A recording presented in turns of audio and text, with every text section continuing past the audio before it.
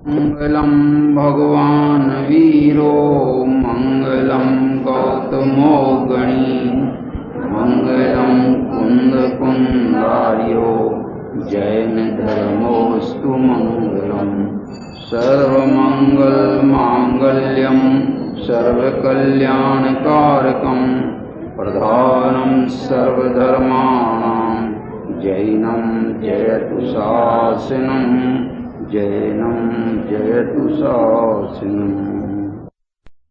उद्बिंदु शब्द आया नहीं आया? ननूद बिंदु आया कि नहीं?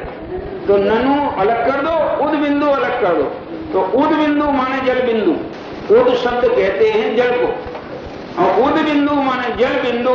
मुक्ता फलम द्युतिम उपैति, वो है तो बूंद पानी की लेकिन पड़ी हो कमल पे है, और उस पर सूरज की किरण पड़े तो वो मुक्ता फल जैसी दिखती, मोती जैसी चमकती।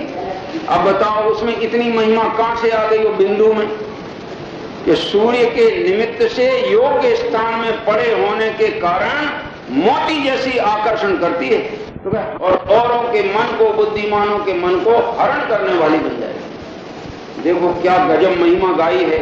मान तुंग जैसे महान भावलिंगी संत, मोक्षगामी संत जिनेंद्र की भक्ति ऐसी करे तो क्या गृहस्थ को जिनेंद्र भक्ति का भाव नहीं आएगा? लेकिन गजब बात तो ये है कि भक्ति को वे कहते हैं कि शुभ राग, भूमि का अनुसार ये राग आए बिना रहता नहीं, और ज्ञानी इस राग को पुण्य बंध का कारण जानता है, पाप से बचने का उपाय जानता है, और आत्मा के सम्मुख जाने के लिए एक अवसर जानकर इसमें लगता है। परंतु भक्ति को बंध का ही कारण जानता है, मोक्ष का कारण। ये मूल बात है। जे ना ख्याल में आए मगर अब तो हम भगवान की भक्ति करने लगे, अब तो हमारी मुक्ति हो जाएगी, कि बिल्कुल नहीं होगी। फिर जरा समय सार को याद करना। बनारसी दास जी ने ऐसा लिखा कि लीन भयो व्यवहार में उक्ति न सूझे कोई, दीन भयो प्रभु पद जपे मुक्ति कहाँ ते होय। लो, एक बाजू तो तुम कह रहे कि आपको जिनेंद्र में इतनी भक्ति है, और दूसरी बाजू कह रहे हो कि अगर दीन बने रहोगे तो मुक्ति कभी नहीं होगी। तो हमें तो साफ बताओ, हम भक्ति करें कि नहीं करें? अरे क्या साफ बताएं? भक्ति किए बिना तुम कहां जाओगे? दुर्गति में जाना है क्या? पाप में जाना है क्या? तो क्या हम भक्ति कर रहे, यही से तुम कह रहे कि मुक्ति मिलेगी? कि भक्ति से मुक्ति मिलती तो आत्मा में लीन होने की क्या जरूरत थी? यही बता दो कि महावीर को किसकी भक्ति से मुक्ति मिली? चलो, फिर पार्श्वनाथ को किसकी भक्ति से मुक्ति मिली? फिर नमीनाथ को, नेमीनाथ को, चलो जरा किसकी भक्ति से मुक्ति मिली? सबको आत्म स्वरूप की मग्नता से मुक्ति मिली है। तुम्हें भी आत्म स्वरूप की मग्नता से मुक्ति मिलेगी। पर की भक्ति से पुण्य तो मिल सकता है, धर्म नहीं मिल सकता। क्या कह रहे? थोड़ी कठिन तो लगती जीव को, समझ में नहीं आती। नहीं आएगी, कैसे नहीं आएगी समझ में? सही चीज कैसे समझ में नहीं आएगी? आज नहीं तो कल आएगी। लेकिन बस ये भक्ति का भाव आता ही है। क्यों आए? अपने घर में दामाद आए तो दामाद के प्रति सम्मान का भाव आना कि नहीं आएगा? आता ही, आता ही। तो फिर घर की सब रजिस्ट्री उसको उनके नाम कर दो। वो नहीं हो सकता। तो तुम कहा उनसे प्रेम रखा तो? प्रेम तो इतना है कि बच्चों को, घर वाले बच्चों को नहीं खिलाते इतना बढ़िया। जितना भी आ जाए तो बढ़िया बढ़िया मोहन भोग बना के खिलाएं। मोहन भोग जानते किसको कहते? कृष्ण जी को जो पसंद हो उनको मोहन भोग कहते। मोहन नाम कृष्ण को। लोग कहते हैं कि उनको जो चीजें अच्छी पसंद हो वो सब भोजन का नाम मोहन भोग है। तो अपने दामाद को जो पसंद हो वो बनाया जाए तो समझो मोहन भोग है। लेकिन उनको बना के खिला सकते हो, और वो भी तुम्हें मालूम है कि निश्चित समय तक कितने दिन खिला सकते अच्छे बढ़िया मोहन भोग दामाद को? 2-4 दिन है। अपने बुंदेलखंड में तो कहावत है, पहले दिना को पाउन। क्यों डॉक्टर साहब? और दूसरे दिना को पई, पावनों पई शब्द बोलते, और तीसरे दिना रहे तो सैकड़ों कई। अभी सैकड़ों समझ लेना उसको। हाँ, ऐसी बात है। इसलिए यहाँ आचार्य कहते हैं कि भाई जिनेंद्र की भक्ति के प्रति जो हमारा समर्पण है वो भक्ति के वचन अपने आप बुद्धिमानों के मन को आकर्षित करने वाले होंगे। हम आज केवल 10 तक लेना चाह रहे हैं, 2 पद और ले रहे हैं। अरे टाइम हो गया, इसको अपन अब अंग ले ले। आज 8 ही पद चलाए और फिर अब बढ़ेंगे, थोड़े आगे जल्दी बढ़ेंगे धीरे धीरे। आप देखो तो इसको खत्म करने का विचार नहीं करना, इसके पद्यों का अंदर मर्म ख्याल में आ जाए, ये अपना प्रयोजन होना है। 9वां पद आता है, आस्तां तवेस्त वन मास्त समस्त दोषं त्वसंकथापि जगतां दुरितानि हन्ति दूरे सहस्र किरणा कुरुते तवैव पद्माकरेषु जल जानि विकास भांजी। एक में इतना ही। 9वां पद का पहले अपन अर्थ कर लें। 9वें पद में ये बात आई कि हे प्रभु आस्तां तविस्त वन मस्त समस्त दोषम, अस्त समस्त दोषम, जिन्होंने समस्त दोषों को नाश कर दिया है या जिसमें समस्त दोषों का अभाव है, ऐसा तव स्तवनम, ऐसा जो आपका स्तवन माने स्तुति है, वो स्तुति करने की बात तो आस्ताम माने दूर ही रहने दो। क्या कह रहे, हम जब आपके गुणों की स्तुति करेंगे उसकी महिमा उसका फल तो कोई दूर ही रहने दो, बात अलग ही है। पर त्वत्संकथापि, तुम्हारी चर्चा भी करने पर जगताम दुर्तानी हंति, जगत के जीवों के पाप दूर हो जाते। कैसे? तुम्हारी चर्चा मात्र करने से, कथा मात्र करने से जगत के जीवों के पाप नाश को प्राप्त होते हैं। फिर तुम्हारे गुणों के स्तवन की तो बात दूर ही रहो, यानी उसकी तो बात कहना क्या, स्तवन करने वाला तुम्हारे जैसा बन जाए तो कोई आश्चर्य की बात नहीं, ये आगे आएगा, है ना।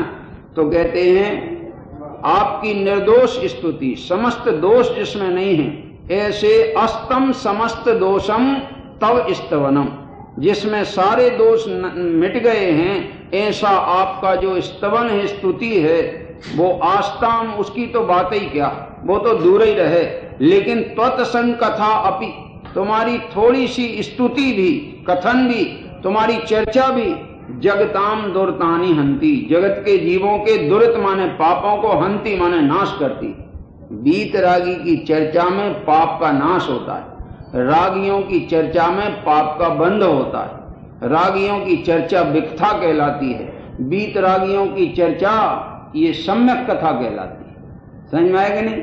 इसलिए यहाँ का आपके कथा मात्र करने से जगत के पाप दूर होते हैं। कैसे दूर होते हैं जगत के पाप? उसका दृष्टांत, सहस्त्र किरणा दूरे स्थिता।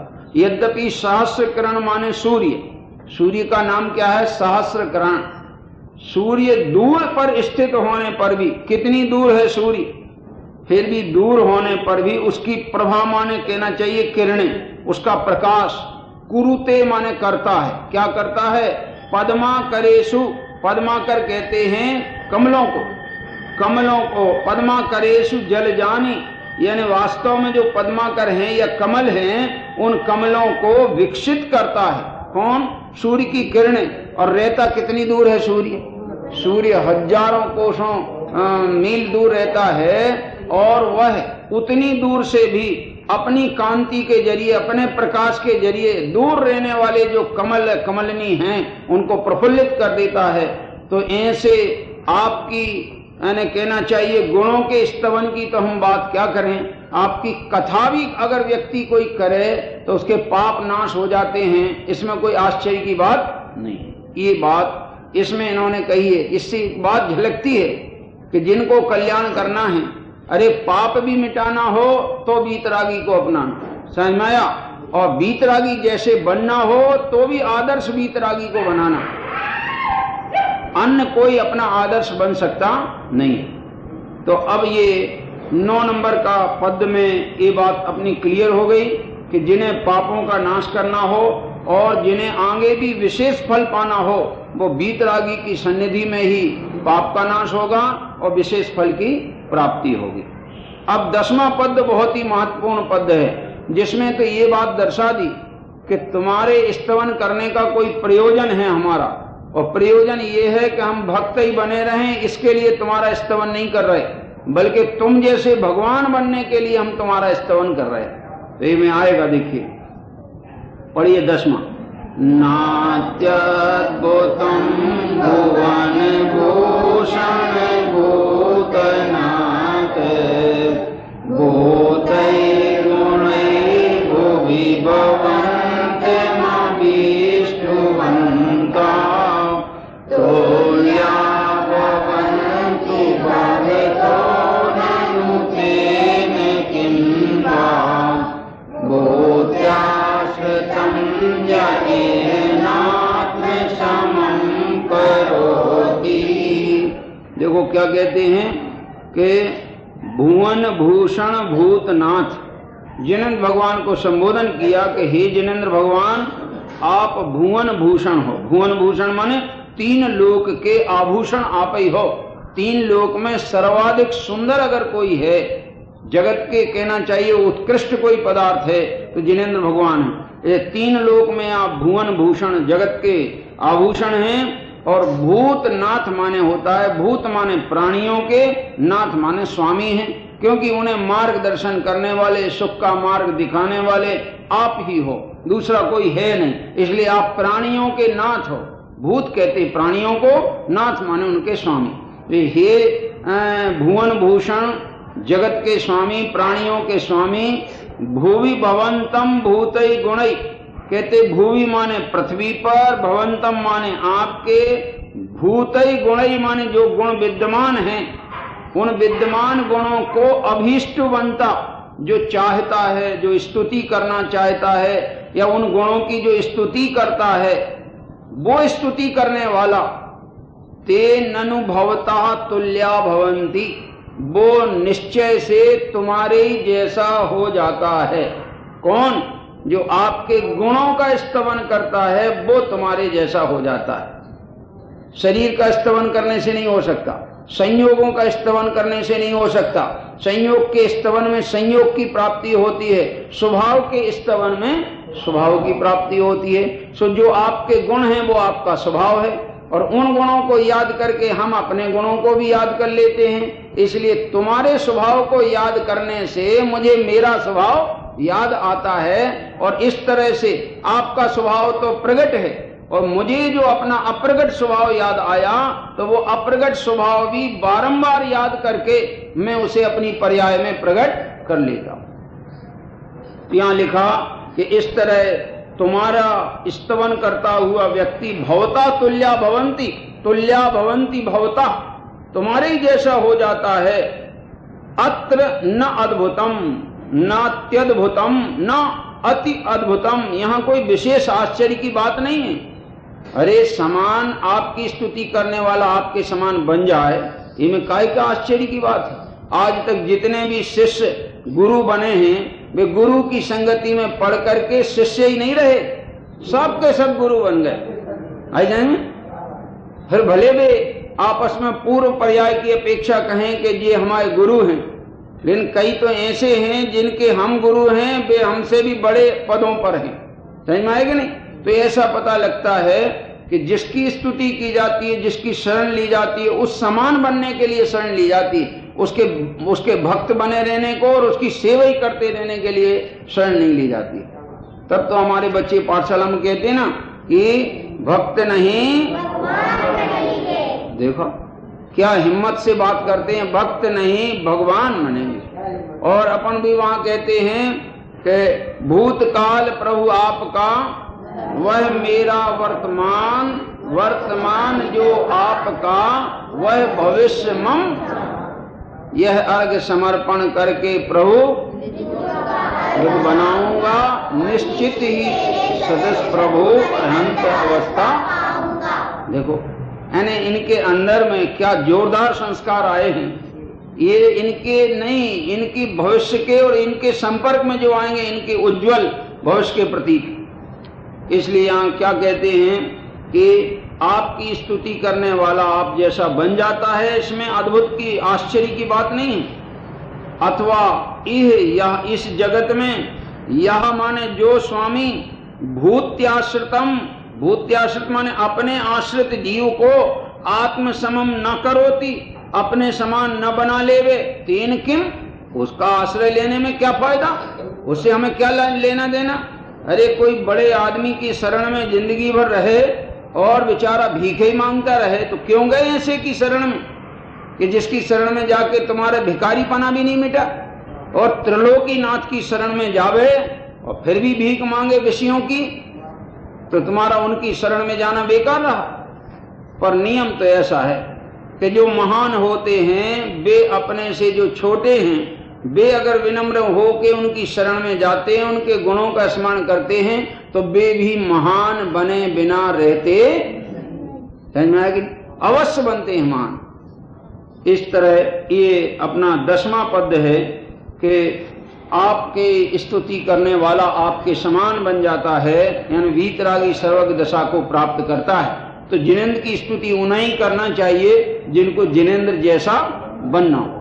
भगवान बनने के लिए भगवान की स्तुति है, विषयों की भीख मांगने के लिए भगवान की स्तुति नहीं। अब 11वां नंबर देखिए जरा, एक एक पद बहुत गजब का है, व्यवहार की मर्यादाएं स्थापित करता हुआ परमार्थ में ले जाने वाला पद है हर एक पद। यानी हम जिनेंद्र की स्तुति करें, काहे के लिए करें, क्या प्रयोजन रखें, तो कोई लौकिक प्रयोजन नहीं रखना, जिनेंद्र जैसे गुण अपनी पर्याय में प्रकट हों, ये भावना से जिनेंद्र की स्तुति और पूजन करना। अब आता 11वां पद, दृष्ट्वा भवन्त मणिमेष विलोकनीयम् नान्यत्र तोषमुपयाति जनस्य चक्षुः शशिकरा द्युतिदोग्धसिन्धो क्षारं जलं जलनिधिरसितुं करेचेत्। देखो ये श्लोक का अर्थ अगर समझ में आ जाए तो कुदेवों की पूजा तत्काल बंद कर देवे, अगर ये अर्थ समझ में आ जाए तो। इतना सरल है, लेकिन लाखों बार इसने भक्तामर पढ़ा हो, आदिनाथ स्तोत्र पढ़ा हो और 11वां पद भी पढ़ा हो, लेकिन भाव भाषण नहीं किया, अर्थ नहीं समझा, इसलिए कुदेवों की पूजा का इसका कभी भी अभिप्राय मिटा नहीं। देखो क्या लिखा है इसमें, दृष्ट्वा भवंत अनिमेष विलोकनीयम, कहते हे जिनेंद्र भगवान, भवंतम अनिमेष विलोकनीयम माने आपका निर्निमेष जो चेहरा है, दो अर्थ हैं इसमें देखना, अनिमेष के दो अर्थ निकाले कि एक तो जिनेंद्र भगवान निर्निमेष होते, उनकी पलक नहीं मटकती, और एक उनका दर्शन करने वाला भी निर्निमेष हो जाता है, समझ में आएगा नहीं।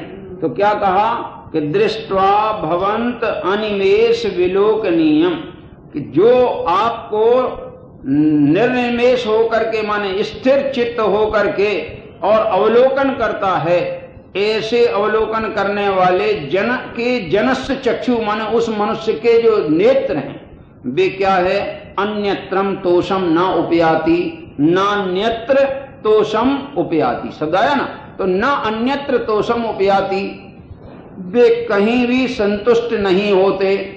जिसने एक बार आपके शांत स्वरूप को देख लिया है, दर्शन कर लिया है, जिसको आपका स्वरूप भा गया है, उसको दुनिया में दूसरी चीज नहीं सुहाती। लोक में ऐसा देखा गया, कोई प्रेम में पागल हो जाए, ऐसा में लौकिक में, तो वो पागल को चाहे कोई कितना भी कुरूप क्यों ना हो, लेकिन उसे उससे प्रेम हो जाए तो दुनिया में 3 लोक में उसको कुछ नहीं सुहाता, बस वो एक ही चीज सुहाती, समझ में आए कि नहीं। लेकिन यहां तो सम्यक ज्ञान में जिसको वीतराग दशा सुहा जाए, शांत छवि जिसको भा जाए, उसके लिए फिर 3 लोक में कहीं आनंद आता नहीं, संतोष मिलता नहीं, वो कहीं जाना चाहता नहीं, औरों को देखना पसंद करता नहीं। क्या कह रहे? देखो इन्होंने लिखा कि भवंतम अनिमेष विलोक नियम दृष्टवा, तुम्हारा निर्निमेष स्वरूप देख करके, शांत मुद्रा देख करके, जनस्य चक्षु, लोगों के नेत्र, अन्यत्र तोषम न उपयाति, अन्यत्र जगह पर कहीं भी संतुष्ट नहीं होते, संतोष को प्राप्त नहीं करते। कैसे संतुष्ट नहीं होते? उसका दृष्टांत के पीत्वा पया शशिकर दुति दुग्ध सिंधो, कहते हैं जिन्होंने शशिकर दुति, शशि माने होता शशिकर मान चंद्रमा, चंद्रमा की कर माने किरणें, वे होती हैं धवल, और उनकी द्युति माने कांति के समान दुग्ध सिंधु, समुद्र है क्षीर समुद्र, उसकी जो वर्ण है वो चंद्रमा की किरणों जैसा धवल।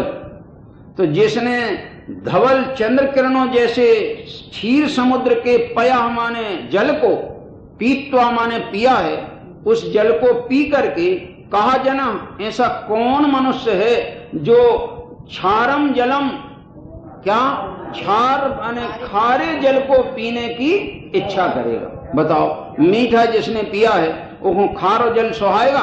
तो खारा जल कौन है और मीठा जल कौन है?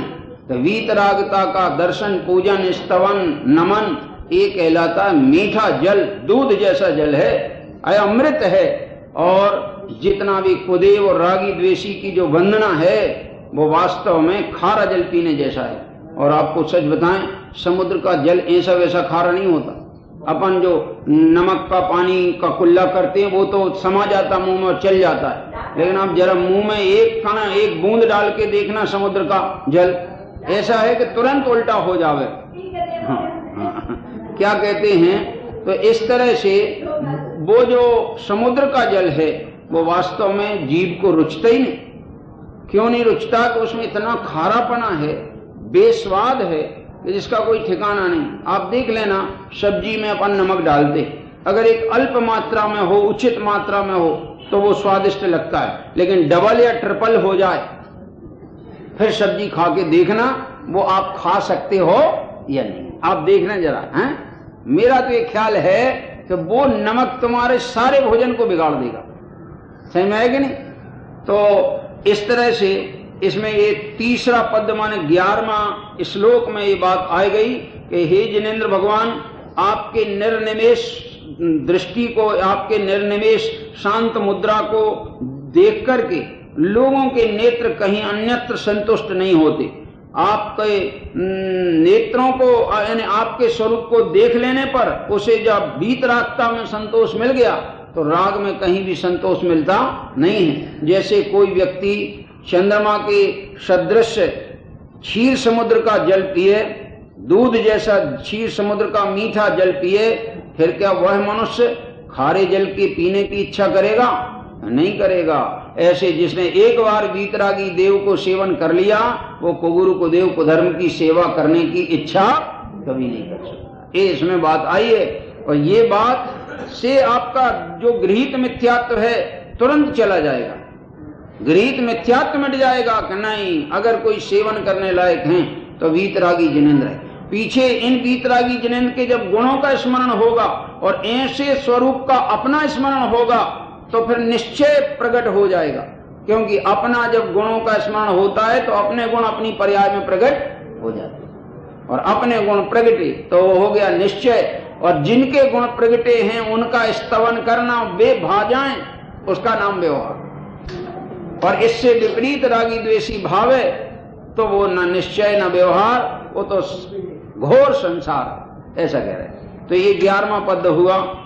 अब देखिए 12वां पद आता है। क्यों उनकी इन्होंने स्तुति जिनकी की है उनका स्वरूप वर्णन करते हैं। कैसा है जिनेंद्र भगवान आपका स्वरूप? 12वां पद पढ़िए। शांत राग रुचि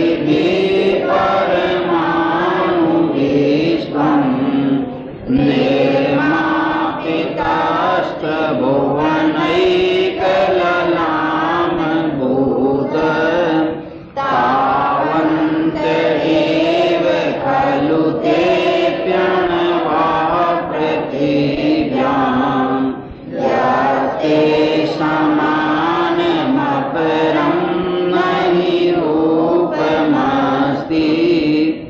क्या गजब लिखा इसमें, कहते यही शांत राग रुचि भी परमाणु भी स्वम। कहते हे जिनेन्द्र भगवान, त्रिभुवन एक ललाम भूत, ये शब्द डाला है। आप तीनों लोक में एकमात्र आप ही सौंदर्य युक्त हो। ललाम माने सुंदर, ऐसा सुंदरता विद्यमान अगर किसी में है तो वो आप में है, क्योंकि आप में विकारों की कुरूपता नहीं। क्या सुंदरता किसका नाम है? विकार हो वो तो सुंदर हो ही नहीं सकता। तो जिसमें विकार झलक रहे हो, राग द्वेष झलक रहा हो, हंसी झलक रही हो, रोना झलक रहा हो, क्रोध झलक रहा हो, रोष झलक रहा हो, वो सुंदर है, हैं? अरे हम तो आपको ये कहते कितने ही सुंदर हो, क्रोध के काल में वो सुंदर नहीं दिखता। समझ में आई कि नहीं बात? और आप ऐसे हो कि जिनके कभी नेत्र भी लाल होते ही नहीं, हैं? अताम्रम यच्चक्षु कमल युगलम स्पंद रहितम, आपके तो नेत्र भी कभी लाल नहीं होते, माने आप में कभी कषाय आने का प्रश्न ही नहीं होता।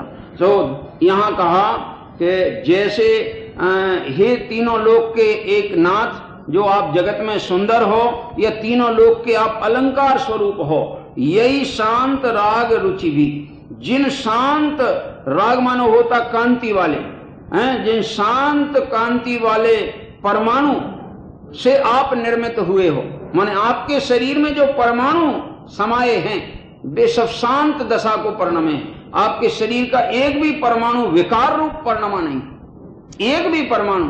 आप उनका अंग अंग निरख के देख लो, कहीं से भी विकृति नजर नहीं आ सकती। और जगत में अन्य देवी देवता को देख लो, कहीं ना कहीं कोई ना कोई विकार की उसमें झलक मिले बिना रहेगी।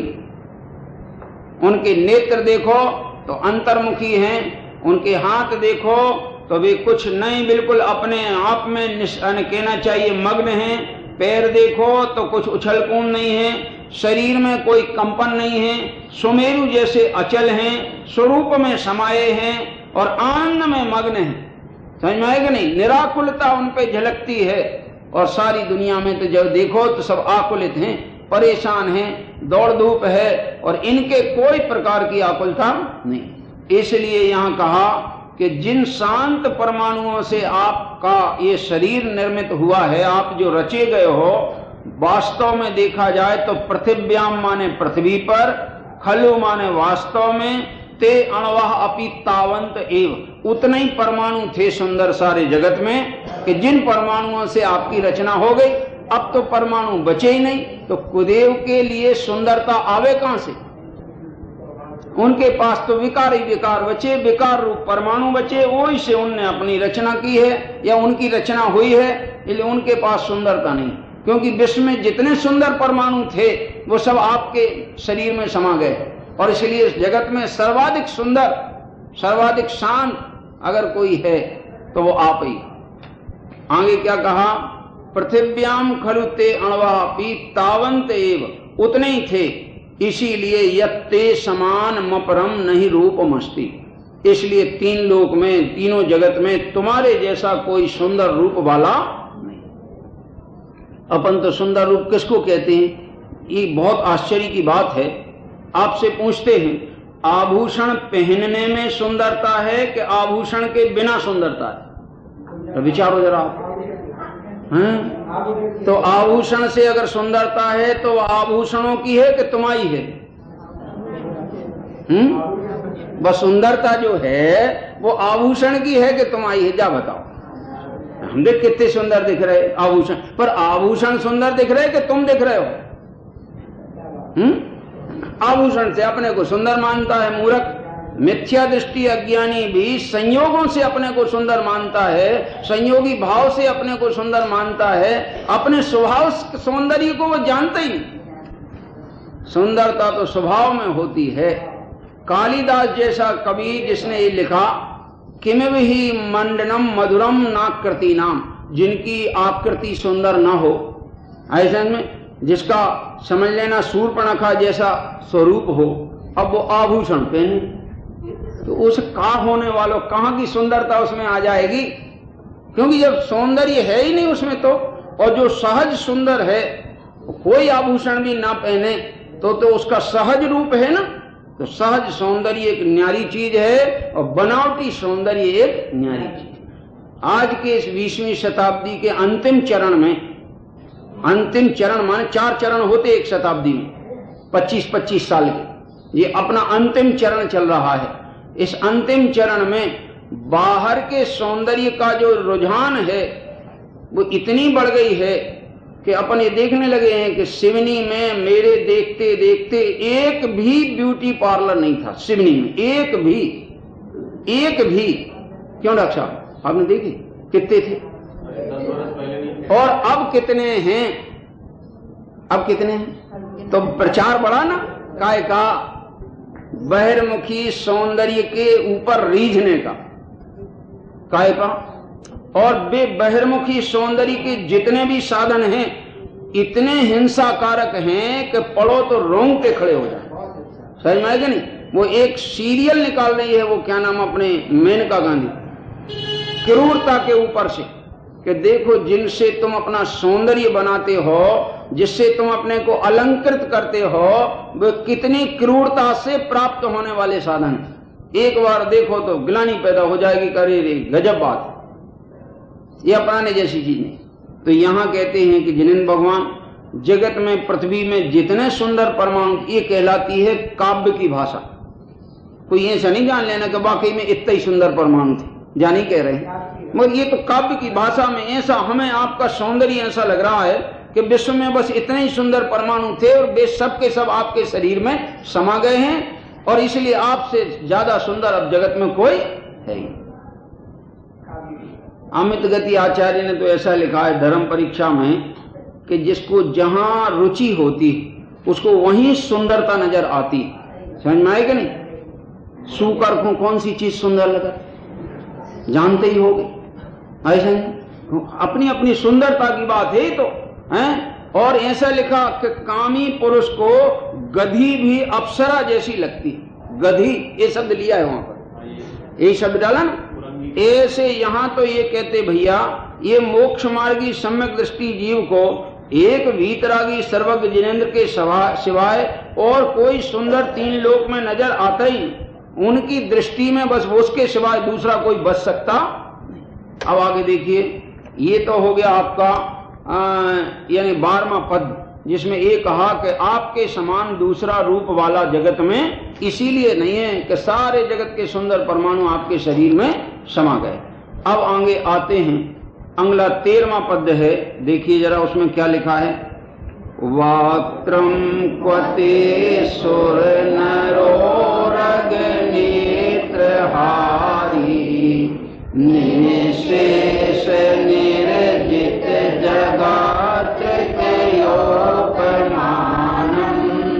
बिंबम कलंक मलिनम वनिशाकरस्य यत्कासरे भवति। चेहरा कैसा है तुम्हारा चेहरा? सुर नरो रग नेत्रहारी, किन किन को मन को नेत्रों को हरण करने वाला आपका चेहरा है, आपकी छवि है। तो क्या सुर इंद्र भी आपकी छवि पे मोहित होते हैं, नर। और उरग माने धर्मेंद्र, उरग कहते सांप को, सांप का नाम उरग है क्योंकि उर माने होता है छाती और गा माने गमन करे, जो छाती से गमन करता है, सरकता है ना, उरग कहते। समझ में आएगा नहीं? तो जितने भी छाती से गमन करने वाले होते हैं वे उरग कहलाते। सांप भी छाती से सहारे से चलता है, लेकिन उसका नाम उरग। तो उरग, सुर नर उरग नेत्रहारी, इन तीनों के नेत्रों को हरण करने वाला कहां? तो आपका सौंदर्य युक्त मुद्रा स्वरूप, कि जिसने निशेष निर्जित जगत तृतीयोपमानम, आपके चेहरे ने जगत में जितने भी उपमान पदार्थ हैं उन सबको जीत लिया। जीत लिया का अर्थ यह है कि दुनिया में एक भी ऐसा उपमान नहीं मिलेगा कि जिसकी उपमा आपके चेहरे से दी जा सके। क्या आपका चेहरा किसी की तुलना में रखा ही नहीं, बल्कि ऐसा बोला जाता है कहां राजा भोज ले। अभी समझ में कि नहीं? समझ में आया कि नहीं? ऐसी बात है। अब हम कहां किससे उपमा देवे, आप बताओ ना। आपकी उपमा दी नहीं जा, जगत में है ही नहीं कोई उपमान जिससे हम आपकी उपमा दे सके। इसलिए आपका तो जो चेहरा है, आपका जो छवि है, वो तो सुर नर और धर्मेंद्र के नेत्रों को भी हरण करने वाली है। कैसे है आपकी छवि के कहते हैं बिंबम कलंक मलिनम को निशा करस्य। कहां तो कलंक से मलिन चंद्रमा, चंद्रमा में कलंक होता है, उसका एक नाम कलंकी भी है। किसका? चंद्रमा को कलंकी नाम दिया। समझ में आएगा नहीं? और लोग चंद्रमा से अगर उपमा दे दें तो बड़ा अपना नाम बड़ा गौरव अनुभव करते।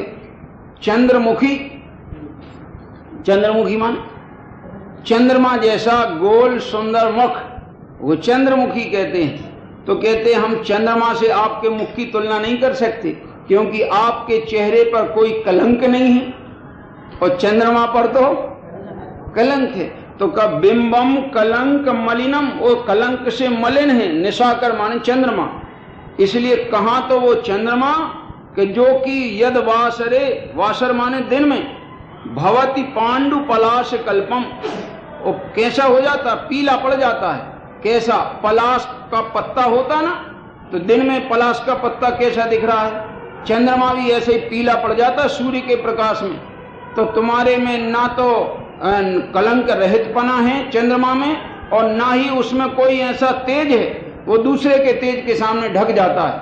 इसलिए तुम्हारे चेहरे की, तुम्हारी छवि की उपमा चंद्रमा से देना संभव नहीं है। जगत में कोई उपमान है ही नहीं कि जिससे आपकी छवि की तुलना की जा सके। जिसकी तुलना की जाती है जिस पदार्थ से, उस पदार्थ को कहते हैं उपमान।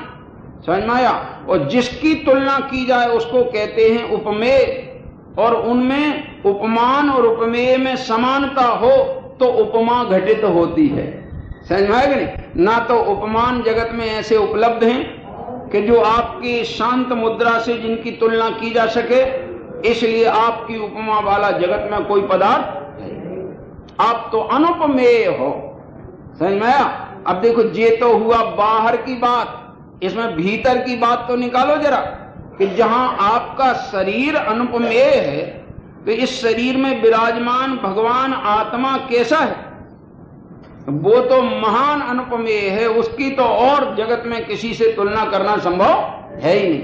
तो आपके शरीर की स्तुति के बहाने मैंने आपके आत्मा के अनुपमेय दशा को पहचाना, और ऐसे आत्मा का स्वरूप आप ही का नहीं है, ऐसा शक्तिमान स्वरूप मेरा भी है, इस शक्ति वाला स्वरूप मेरा भी है। इसलिए ऐसे स्वरूप को मैं अपनी पर्याय में व्यक्त करूंगा, ये मेरा प्रयोजन है। आपके शरीर की स्तुति करना मेरा प्रयोजन क्या कह रहे हैं? जिनेन्द्र के शरीर की स्तुति करना तो पुद्गल की स्तुति हुई।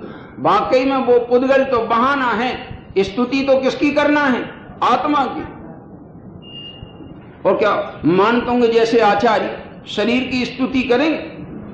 बहाना शरीर की स्तुति का ले रहे हैं, वाकई में उस बहाने से स्तुति किसकी कर रहे हैं? आत्मा। और आत्मा का भी बहाना ले रहे हैं, वाकई में तो वे गुण अपने में व्यक्त करने का प्रयोजन छिपा है। समझ में आएगा नहीं? इसलिए उनकी स्तुति कर रहे हैं। यानी निष्कर्ष ये निकला कि समझदार ज्ञानी, सम्यक ज्ञानी जितने भी जीव हैं, वे जिनेन्द्र की स्तुति में अपना हित साधते, अपना प्रयोजन साधते। अब आगे देखिए 14वां पद। संपूर्ण मंडल शशांक कला कलाप, शोभा गुणास्त्र भुवनम तव लंघयन्ति, ये संस्कृतास्त्र जगदीश्वर नाकमेकम्, कष्टानि निवारयति संचरतो यथेष्टम्। देखो, बाहरी शब्दों का अर्थ करना एक अलग बात है, और इनके अंदर का मर्म पकड़ में आए तो वाकई में ऐसा निष्कंटक मार्ग तैयार हो जाए कि 3 लोक में आपके मार्ग में कोई बाधा पहुंचा सकता नहीं। कैसे?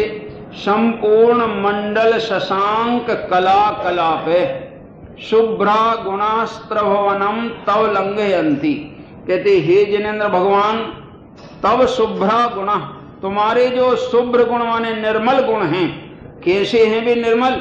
शुभ्र कैसे हैं कि संपूर्ण मंडल शशांक कला कलाप, जैसे परिपूर्ण चंद्रमा हो ना, पूर्णमासी का चंद्र, उस परिपूर्ण चंद्रमा की जो कला है उसमें जो सौंदर्य है, ऐसे सौंदर्य वाले, ऐसे निर्मल सौंदर्य को धारण करने वाले आपके जो गुण हैं, वे गुण तीनों लोक को पार कर जाते हैं, तीनों लोक की मर्यादा उल्लंघन कर गए हैं, ऐसे हैं। आपके गुणों की चर्चा तीनों लोक में फैल गई, बल्कि यूं कहिए तीन लोक को पार कैसे कर गए, ये विचारने की बात है। ज्ञान है ना जिनेन्द्र भगवान का ज्ञान, वो तीन लोक को तो जानता ही और आलोक को भी जानता है। आई समझ में? तो लोक पार कर गया कि नहीं उनका ज्ञान है? लोक की सीमा का कोई उल्लंघन नहीं कर सकता दुनिया में, लेकिन भगवान आपका ज्ञान ऐसा है कि वो तो असीम है और जितनी भी चीजें हैं वो सब उसमें समा जाती, तो तीन लोक का भी वो उल्लंघन करके अलोकाकाश सबको जान लेता है, ऐसा आपका गुण है। तो हमने इस पर से निष्कर्ष निकाला जिनेन्द्र भगवान कि ये त्रिजगद ईश्वर नाथम एकम संसृता, जो आप तीन लोक के नाथ का एकमात्र का संश्रय माने आश्रय लेते हैं, उन जीवों को यथेष्टम संचर, तो इच्छानुसार आगे बढ़ने में कहा निवार्यति, कौन रोक सकता है? यानी इससे ये पता लगा कि जिसने जिनेन्द्र की शरण ले ली है, अब वो इच्छानुसार मोक्ष जाना चाहता, मुमुक्षु बन के, उसकी इच्छा क्या हो गई? मोक्ष जाने की। तो कौन रोक सकता है मुमुक्षु को मोक्ष जाने से? क्यों? क्योंकि उसने सहारा किसका लिया है? आपका सहारा लिया है। अरे आपके गुण जब तीन लोक को पार कर जाते हैं, तो आपका सहारा लेने वाला भी इच्छित स्थान पर पहुंच जाए, और उस पहुंचने में कौन बाधा पहुंचा सकता है? जगत में कोई ऐसा नहीं है जो बाधा पहुंचा सके। कष्टान निवारयति संचर तो यथेष्टम। मैं आपको अनुभव बताता हूं, बचपन में जब हम लोग गांव में पढ़ते थे और वहां दूसरे गांव जाते थे तो जंगल बहुत पड़ता था, पर बचपन से ये भक्तामर याद था, समझ में आएगी? तो जंगल में पहुंचे, अब उधर डर लगे घने जंगल में कछु शेर ना आ जाए, कोई चोर ना मिल जाए, तो उस समय अपन पढ़ें संपूर्ण मंडल शशांक कला कलापे शुभ्रा गुणास्त्र भवनम तव लंघयंती ये संस्कृतास्त्र जगदीश्वर नाथ मेकम कष्टान निवारयति संचर तो यथेष्टम। कौन रोक सकता है? तो ऐसी शक्ति आ जाए वो जंगल को पता नहीं चले, अपन पार हो जाए। हालांकि कोई वहां कुछ होने जाने वाला नहीं, लेकिन अंदर मन में जो शंका पैदा हो जाती है वो शंका इससे निकल जाती है। ये तुम काय की शंका कर रहे हो? कोई शंका करने की गुंजाइश है नहीं। और अब एक आखिरी पद और पढ़ते हैं, पदना फिर समाप्त करते। पढ़िए। त्रम किमात यदि दशांग नाभि नीतम मनादपि मनोन विकार मार्गम कल्पांत काल मरुता चलिता चलेन किम मंदिरात्रि शिखरम चलितम कदाचित्। देखो इसमें उनके परिणामों की दृढ़ता की चर्चा की है। जिनेन्द्र भगवान के परिणाम की दृढ़ता कितनी! अरे मोक्ष मार्गी सम्यक दृष्टि की भी ऐसी दृढ़ता हुआ करती। क्या कह रहे हैं? चित्रम किमत्र यदि ते त्रदशांग नाभिर नीतम मनागपि मनो न विकार मार्गम। किमत्र अत्र किम चित्रम, यहां आश्चर्य की क्या बात है? इसमें क्या आश्चर्य है कि यदि ते माने तुम्हारे, मनो माने मन को, त्रिदशांगनाभिर माने देवांगनाएं भी हरण करने का उपाय करें, परंतु वे भी तुम्हारे मन को मनागपि माने जरा भी, मनाक अपि जरा भी विकार मार्गम ना नीतम, विकार के मार्ग पर नहीं ले जा सकी। कौन? देवांगनाएं भी तुम्हारे मन को विकार मार्ग में ले जाने में समर्थ नहीं हो सकी। इसमें कोई आश्चर्य की बात नहीं है। क्यों? कल्पांत काल मरुता चलिता चलेन, जब प्रलय काल आता है, कल्प का अंत होता है, उस काल में जो तेज हवा चलती है, तूफान चलता है, उस तूफान से पहाड़ तो हिल जाते हैं, लेकिन सुमेरु पर्वत कभी हिलता नहीं है। मंदराद्रि कहते हैं सुमेरु पर्वत। किम मंदराद्रि शिखरम चलितम कदाचित, क्या सुमेरु पर्वत हिलता है उस कल्पांत की वायु से? नहीं हिलता। तो आप तो सुमेरु पर्वत से भी ज्यादा मजबूत हो कि आपके मन को देवांगनाएं चलायमान नहीं कर सकती। दुनिया की साधारण स्त्रियां तो कैसे चलायमान करेंगी? क्योंकि जिनके मन में निर्विकारपना आया, उसमें विकार कौन पैदा कर सकता है? समझ में आया? जैसे जल निर्मल है, पानी भरा है कटोरे में निर्मल, अब निर्मल कटोरे को कौन मलिन कर सकता है? जब तक कि उसमें ही विकार पैदा ना हो। समझ में आया कि नहीं? ऐसे जिनेंद्र भगवान आप तो इतने मजबूत निर्मल कहना चाहिए परिणति वाले हो कि देवांगनाएं भी आपकी परिणति में विकार पैदा नहीं कर सकती। तो भी जितने सम्यक ज्ञानी जीव हैं, ऐसे दृढ़ चित्त वाले होते हुए भी स्त्री मात्र की संगति में नहीं रहते, और रहते हैं तो बड़े बड़े दृढ़ निश्चयी भी पतित हुए बिना नहीं रहते। क्या कह रहे? इसलिए जिनको मोक्ष मार्ग में आगे बढ़ना हो, एक तरफ से तो यूं समझो कि विश्व में स्त्री तरफ से सत्ता, यानी उनकी दृष्टि हट ही जानी चाहिए, और नहीं हटती है, संयोग भी बार बार बनता है, तो मोक्ष मार्ग में बार बार बाधा उत्पन्न होती है, और कदाचित परिणाम शिथिल हुआ तो नरक निगोद जाने का तुरंत रास्ता तय होता है। क्या कह रहे हो भाई? हैं? बहुत सावधानी की बात है, बहुत समझने की बात है। हैं? वो बोल के गए हैं जबलपुर में अपने भाई साहब सुमत जी, हम नहीं आएंगे अब जबलपुर। आप तो क्यों?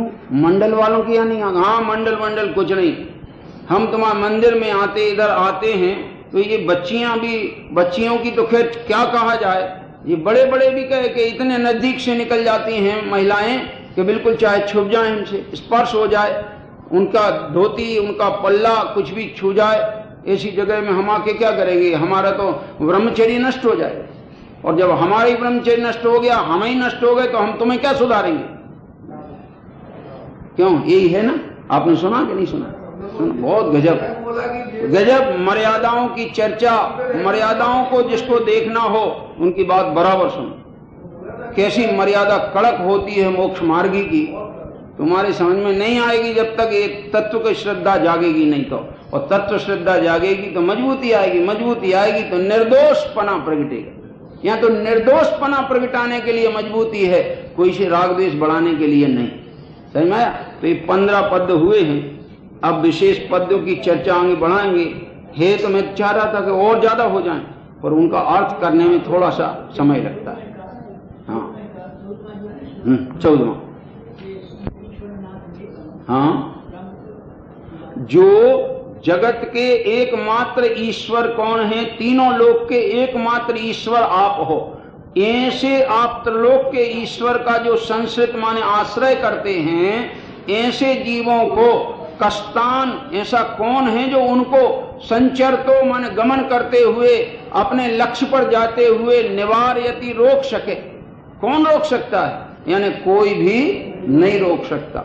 वे अपने गंतव्य पर पहुंचे बिना रहते नहीं। ठीक है, कितना दृढ़ संकल्प जिनेंद्र भगवान की। अभी बाह्य में इतना दृढ़ संकल्प, तो अंतर मुख मुद्रा और अंतरंग गुणों की महिमा जिनके अंदर में समा जाती है, उनकी दृढ़ श्रद्धा का तो ठिकाना नहीं है। वज्र भले कमजोर पड़ जाए पर श्रद्धा कमजोर नहीं हुआ करती। क्या कह रहे? इतनी मजबूत होती है। समंत्र भद्राचार्य को तो लिखना पड़ा कि तलवार पे अगर एक बार पानी चढ़ जाए सोने को, तो फिर कोई उसको ठोके बजाए कुछ भी करे, पर वो पानी चलायमान, टुकड़े टुकड़े कर दे तो कर दे, पर वो जो चढ़ गया है पानी, वो कभी हिलेगा बिल्कुल नहीं हिलने वाला। एक बार श्रद्धा का पानी जिस आत्मा पे चढ़ गया, लाखों उपद्रव हो जाएं, पर वो आत्मा चलायमान होने वाला अचल है और अनंत काल के लिए अचल है।